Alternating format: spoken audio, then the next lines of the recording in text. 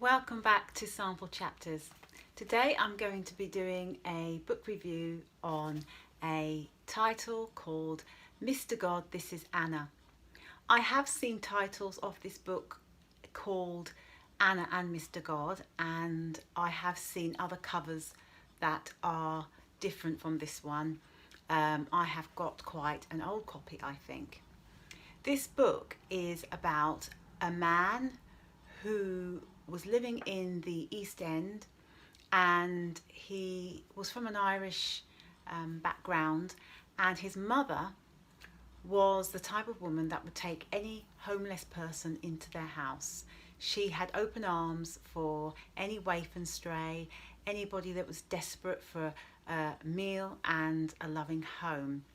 He was documented to be 19 at the time when he bumped into this little girl at night who was only, I think at the time she was 5 years old, and she was in the dark on her own, sat out, freezing cold, hardly wearing anything, and he found this girl and took her home to his mother.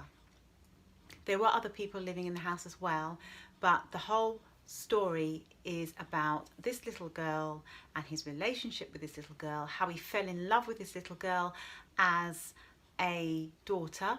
He wasn't married himself at the time, and how this little girl had such an amazing perception of God, despite the fact that she had been neglected and abused by her parents or whoever was her guardians before she ended up on the streets.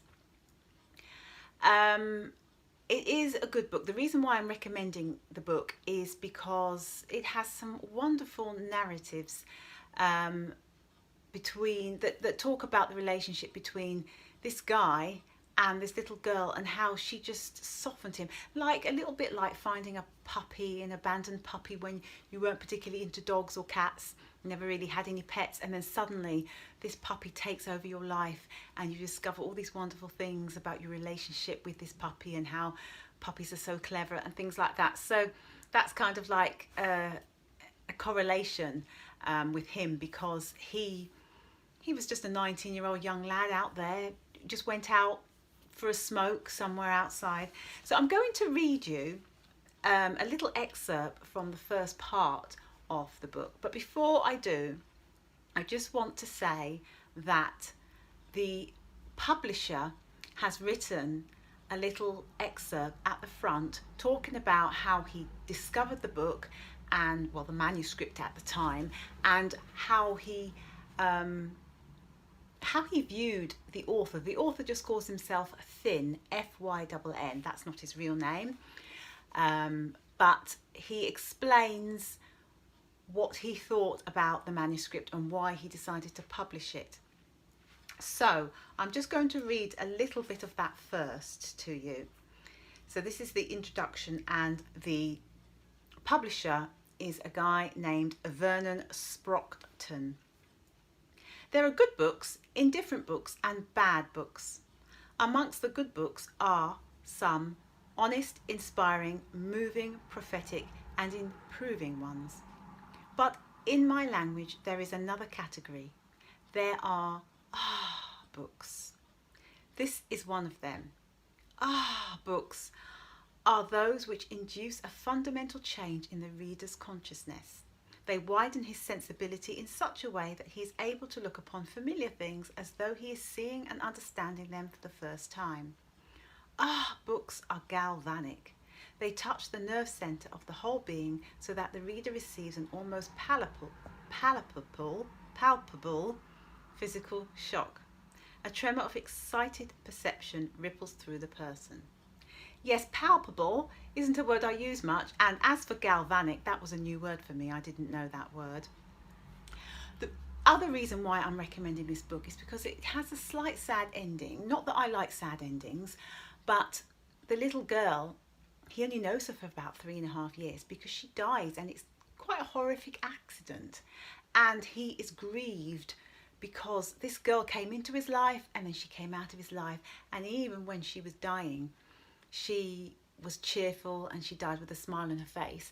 So it's quite a touching book, and this book was written after she died, and it was a way of him getting over his grief for the amazing thing this little girl did to his life, how she changed his life within 3.5 years. I'm going to read another little bit by the publisher, which says, "For me, at any rate, this is an book, and has been since the manuscript first came my way. From the very first sentence too." And then he goes on to talk about when he met Fynn, the author, and then he talks about why he was so intrigued by this little girl, Anna, in the story. So he says, "But Anna, she was qualitatively different, and she had me puzzled, not so much because of her flamboyant precociousness, but because I needed a good deal more documentation of her uniqueness.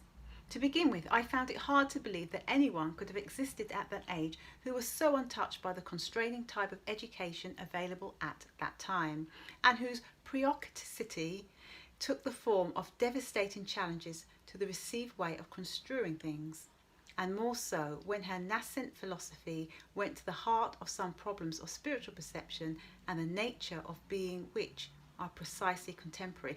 I have a feeling you didn't understand that little sentence, because there were some big words in there, and it takes some reading, but he's basically saying he found her too good to be true. And I must admit, I don't know whether you would say this was a bit of a negative to the book, some of the accounts of this 5, 6, 7-year-old girl does sound too good to be true. It does sound like she was just this amazing, almost like a savant, you know, a kind of like an autistic savant. He doesn't say she was autistic. She did have some, reading between the lines, she did have some kind of tendencies that were probably veering towards being on the spectrum, because she was very obsessive and things. And if what the author is saying about this little girl is true, then she was amazing. She had this amazing mind.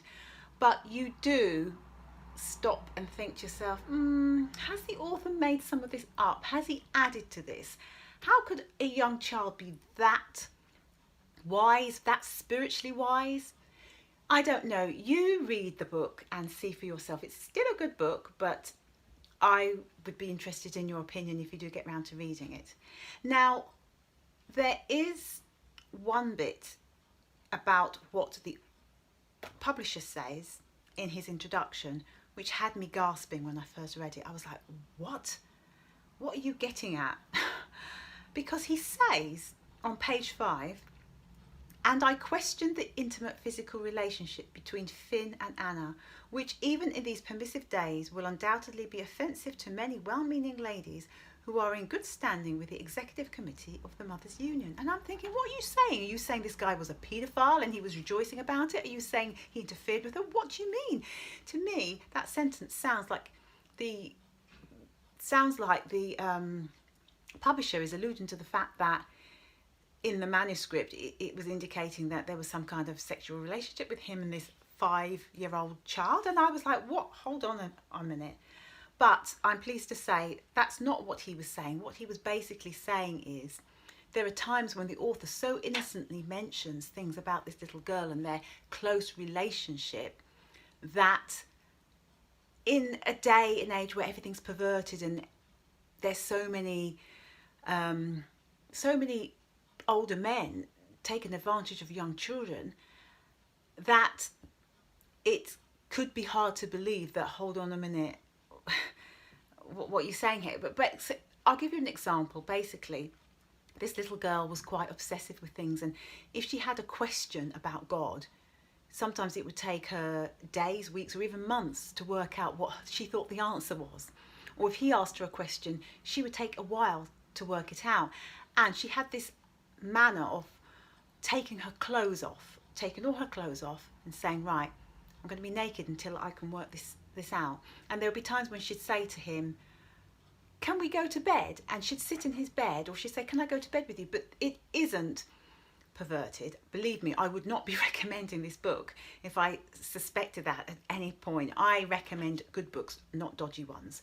But I think that's what the publisher is saying, that when he first started reading it, he was thinking, oh, hold on a minute, it's amazing, this relationship, you know. And of course, if if the author was a bit dodgy, he's not going to be mentioning it, is he?